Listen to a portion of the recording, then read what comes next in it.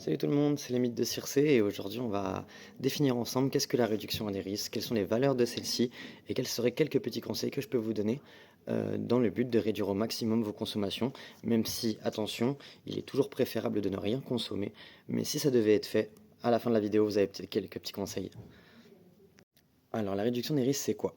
C'est une alternative à l'abstinence qui sert à gérer au mieux ses consommations afin de ne pas tomber dans une dérive d'addiction ou d'un trouble de l'usage.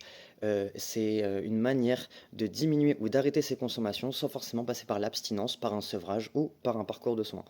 Je tiens à rappeler qu'il est toujours important de se faire aider en cas de besoin et si vous avez besoin d'aide, il y a énormément de sites et de points d'accueil qui sont là pour vous gratuitement, anonymes, avec des médecins compétents. Je vous mettrai un petit lien pour trouver. Maintenant, on va parler des valeurs de la RDR. Pour moi, à titre personnel, j'établis 5 grandes valeurs. La une, c'est qu'une société sans drogue n'existera jamais. Donc on a besoin de prévention, on a besoin de sensibilisation, on a besoin de savoir ce qu'on consomme et on a besoin de savoir quels sont les effets de celle-ci, aussi bien positifs que négatifs. En deux, il y a la prise en compte de la subjectivité de la personne.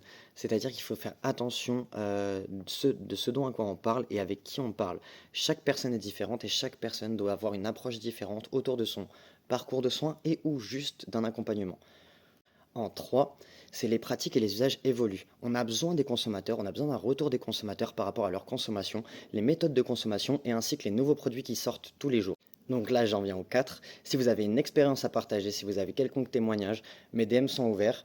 J'essaye de, bien sûr, tout se restera entre nous, je l'utiliserai pas dans le... Et en 5, je dirais que c'est le plus important, c'est avoir une posture non jugeante, une écoute inconditionnelle et aucune obligation à entamer quelconque soin. Si vous avez juste besoin de parler de vos consommations, si vous avez envie d'entamer un parcours de soins, si vous avez envie de vous faire aider par un médecin addictologue, c'est possible. Je mets un petit trigger quand même qui fait que certaines personnes n'ont pas conscience forcément de la situation dans laquelle elles sont. Donc mon but aussi est de conscientiser les consommations pour que peut-être vous allez détecter certaines situations chez vous ou l'un de vos proches qui nécessitent de l'aide, mais bien sûr ne le forcez pas, soyez à son écoute, essayez de l'aider et voilà, je ne peux pas vous dire quelque chose de mieux. Maintenant, je vais vous donner quelques petits tips si jamais vous êtes amené à consommer. Encore une fois, il est préférable de ne rien consommer. Le plus important, c'est de fractionner les prises. En vrai, c'est la base. Si vous consommez quelque chose, prenez-le en plusieurs fois, espacez les prises, toujours en petit temps d'attente, toujours bien manger, bien boire, la base. Bien faire analyser ses produits.